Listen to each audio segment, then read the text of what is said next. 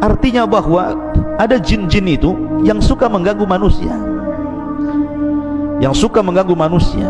Lah kenapa kemudian jin itu bisa masuk ke tubuh anda, ke tubuh kita ya, sampai akhirnya ada orang yang kesurupan?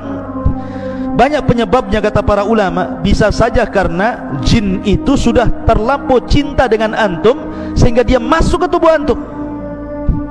Kok bisa Ustaz? Dia cinta sama kita, surat menyurat pun tidak, pandang memandang pun tidak, ta'aruf pun tidak. Macam mana kemudian dia cinta dengan saya gitu? Kata para ulama, salah satu penyebabnya adalah ketika antum masuk ke kamar mandi, kemudian lupa membaca a'udzubillah, berlindung kepada Allah minal khubthi wal khaba'ith. Ya, kalau orang lupa berlindung kepada Allah dari khubthi, setan laki-laki, wal khaba'ith, dan setan perempuan, maka dipastikan ketika antum telanjang di kamar mandi itu, maka aurat kita bisa dilihat oleh syaitan. Tetapi kalau seandainya kita sebelum masuk kamar mandi kita membaca doa perlindungan kepada Allah minal khubthi wal khaba'is, dari setan laki-laki dan perempuan, walaupun telanjang bulat di kamar mandi itu, maka tidak ada satupun jin yang sanggup melihat aurat kita.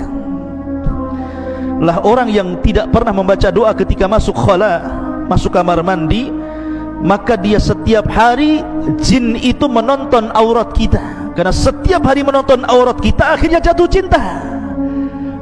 Kalau sudah jatuh cinta, maka dia tidak mungkin melepas kita. Makanya kenapa Nabi SAW mengajarkan kepada kita, kalau antum kencing di alam terbuka, di hutan Jabal Uhud ini atau di mana gitu kan, jangan diarahkan ke lubang. Siapa tahu lubang itu tempat bersarangnya jin. Karena jin itu kan ada 3 jenis tuh. Ada jin yang berupa memiliki sayap, bisa terbang kemana-mana. Ada jin itu yang berupa anjing ataupun ular. Ada juga jin itu yang hidup di lubang-lubang. Makanya jangan kencing sembarang ke lubang gitu ya. Nanti di situ sarangnya jin, ngamuk dia. Sekarang logika saja, kalau antum di kepalanya dikencingi, marah nggak antum?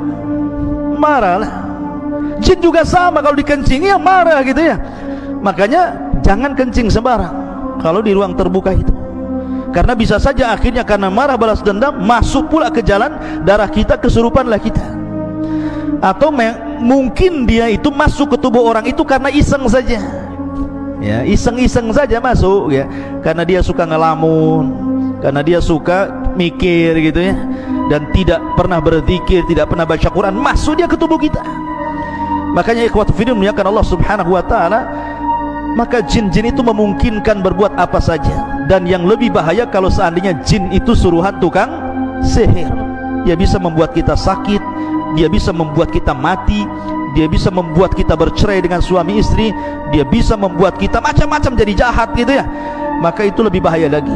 Oleh karena itulah maka banyak-banyaklah berlindung kepada Allah Subhanahu wa ta'ala.